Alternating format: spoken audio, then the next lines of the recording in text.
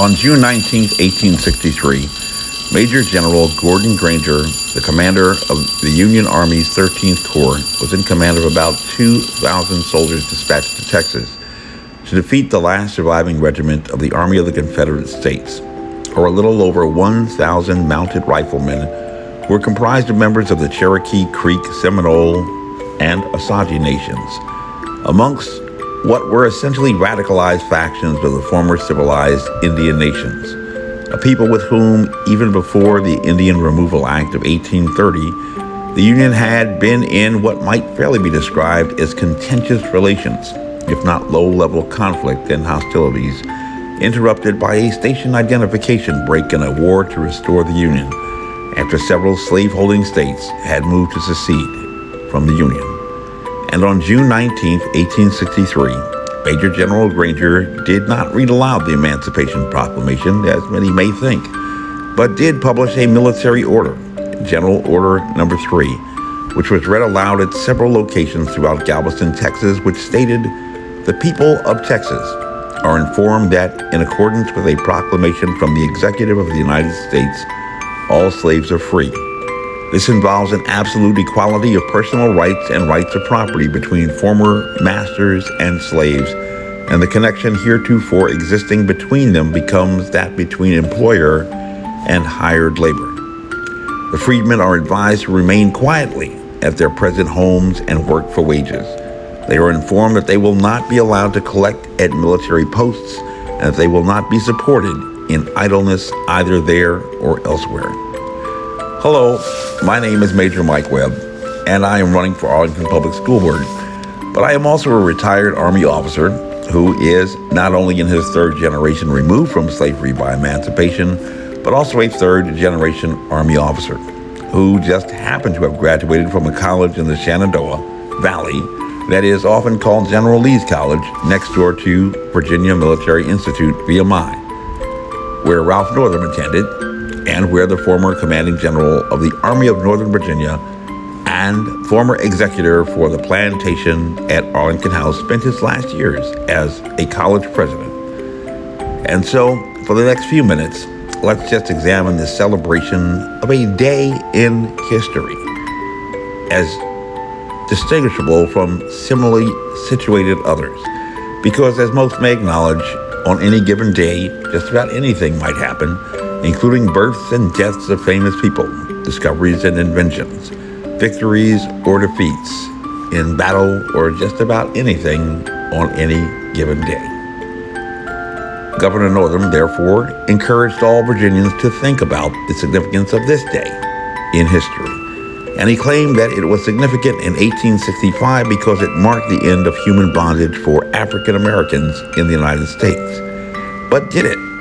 As a technical matter, the 13th Amendment, which abolished slavery under the Constitution for legal effect, was not adopted until 6 months later, on December 18, 1865, at least according to history. The state of Kentucky did not ratify the 13th Amendment until 1976, while the state of Mississippi had not transmitted its ratification documents until 1995, at least according to history.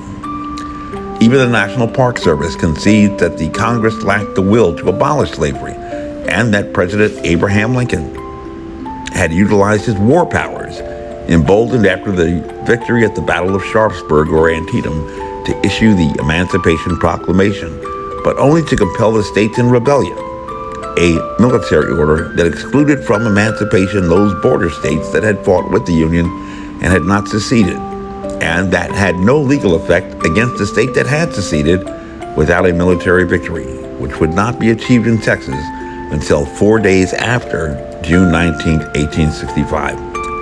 And just like the interposition and nullification posture of persons like Governor Orville Thalbus in Arkansas, who compelled President Eisenhower to utilize the 101st Airborne Division to integrate schools, or the County of Arlington that had, before the landmark decision in Brown v. Board of Education, refused to erect a sufficient number of segregated schools, had compelled persons of color to seek a publication across the Potomac at their expense, had refused to comply with the decision from the highest court in the land, and had replaced the entire elected school board to prevent desegregation, holding out for 5 years after the Supreme Court had decreed that separate but equal was inherently unequal.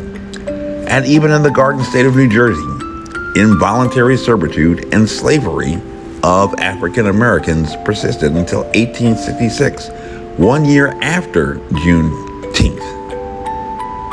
So, for historical accuracy, what can be celebrated on June 19th each year? On any given day, just about anything might happen, including births and deaths of famous people, discoveries and inventions, victories or defeats in battle, or just about anything on any given day. And on June 19th, 1987, the Supreme Court ruled in Edwards v. Aguilar that teaching evolution need not be taught with creation in schools. On June 19, 1790, the National Assembly abolished all royal and noble titles, orders, and privileges in the French Revolution. But on June 19, 1269, King Louis IX decreed that all Jews were compelled to wear a yellow badge or face a fine. Just as many pastors and persons of faith were threatened with fines and imprisonment for worship in response to what was called the pandemic. And on June 19, 1829, Sir Robert Peel introduced the Metropolitan Police Act in Parliament to establish a unified police force in London. On any given day, just about anything might happen, including births and deaths of famous people, discoveries and inventions, victories or defeats in battle, or just about anything on any given day. And on a good note, on June 19, 1464, King Louis XI formed the first postal service in France, marking also in 1861 the first post office in sunny Anaheim, California, near Disneyland. And some may recall that on June 19, 1588, the mighty Spanish Armada was destroyed by storm at Corona. On June 19, 1610, Samuel D. Champlain, for whom Lake Champlain was named, defeated the Mohawk at the Battle of Sorel in present-day Quebec. Perhaps those of a romantic variety might celebrate the birthday of Lady Lord Simpson, for whom the king abdicated his throne, the same day that in 1917, the British royals denounced their German ancestry to adopt the family name of Windsor. On any given day, just about anything might happen, including births and deaths of famous people, discoveries and inventions, victories or defeats in battle, or just about anything on any given day. And on June 19, 1921, that was the day upon which the first census in Great Britain was taken, but also marked the passage of the Native Lands Act, Act number 27 in South Africa, that confined Native Africans to overcrowded reserves and forbade them to purchase land outside their reservations.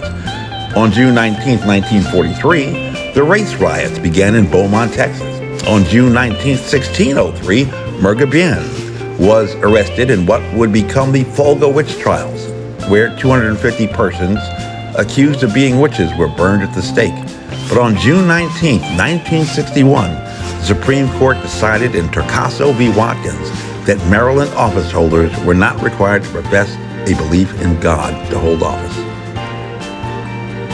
And on June 17, 2020, rapper Pharrell Williams, who had even written a rap song about the meaning of Juneteenth before he called the governor to convince him to make a state holiday, had said that it was only the beginning, a theme repeated recently by many progressive advocates, now pushing for reforms in voting and criminal justice, lending a sense of momentum and coordinated action. And this year, on June 19th, an emergency meeting to discuss complications arising from the vaccine administration to children. Several cases of myocarditis that were actually known as early as February 11th, 2020. But that meeting was postponed because a holiday was declared. And so perhaps children can wait.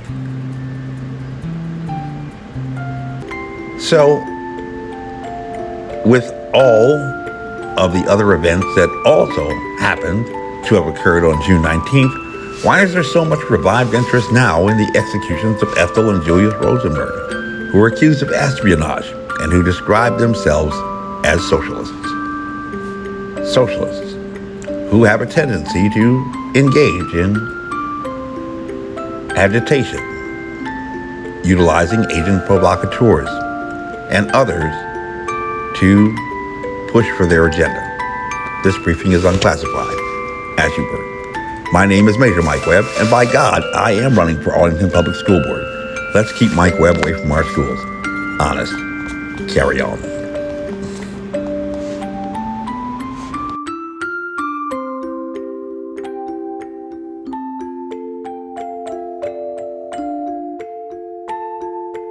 This advertisement was authorized by Mike Webb. End of the day, I really don't give a damn. It's not my department. Honest.